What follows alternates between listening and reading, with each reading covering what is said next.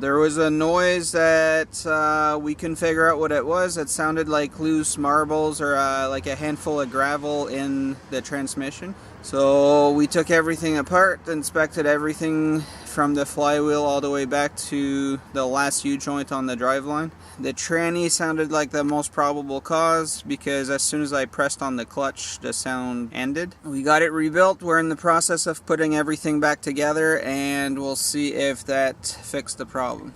Just dropped the tranny in my truck. It's the 6-speed NV5600.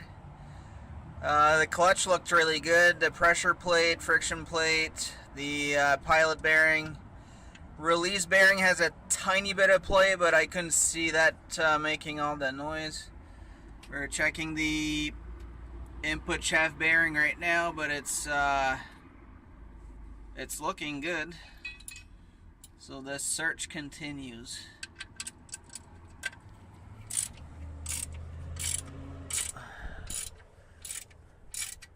That's our little setup. We've got the motorcycle jack to drop the tranny, and we're laying on the ground because we don't have access to the lift. So we're doing that the old-fashioned way with the truck on the ground. After inspection, we took the tranny out.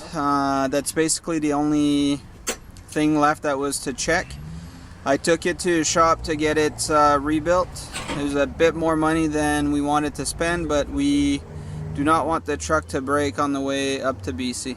There's a couple holes in the rear quarter panels due to the previous owner probably jackknifing a trailer or something like that. So we did a quick body filler with fiberglass on both panels. When I say quick, I literally put it on, didn't shape it or anything, didn't really sand it. I just used a grinder to get the high spots down. And it's literally just to make it look decent so that the Ministry of Transportation doesn't get after us for stupid little things. Just got done putting the caps back on for my rear drive shaft U-joint. I had the U-joint in the freezer for maybe an hour at the most, and heated up the ears of the drive shaft with the heat gun, and it slipped right in. You don't even have to pound on it or anything like that.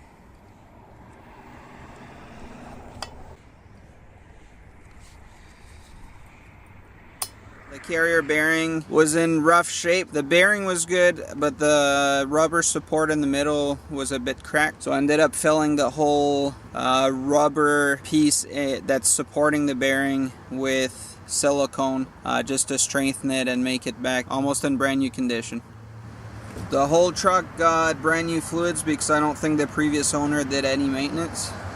So new oil, new fuel filter, all Baldwin parts, so I put the Rotella T 15W40 oil in there.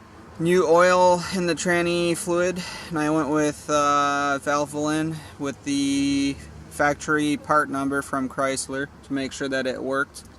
Both differentials, front and rear. Put Lucas synthetic 75W140 in there.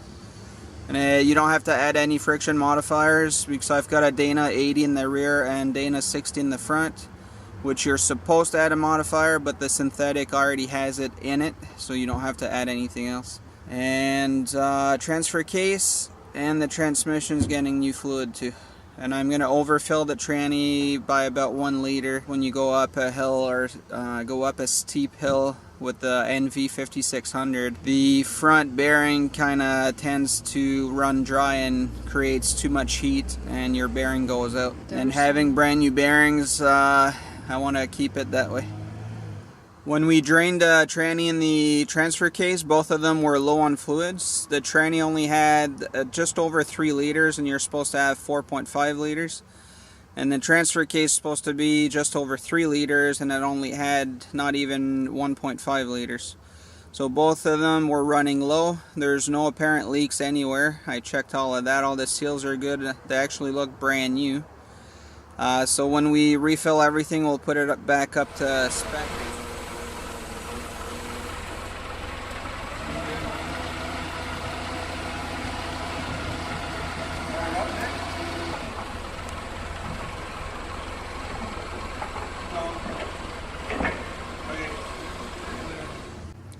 Okay, so 2 weeks later we got our transmission back and now it's time for reassembly. I got one side of the truck jacked and it's just enough to get the tranny under the rear section of the frame. I'm using a 1,500-pound motorcycle jack to push it into place. And then I'll use a different jack at the front under the engine to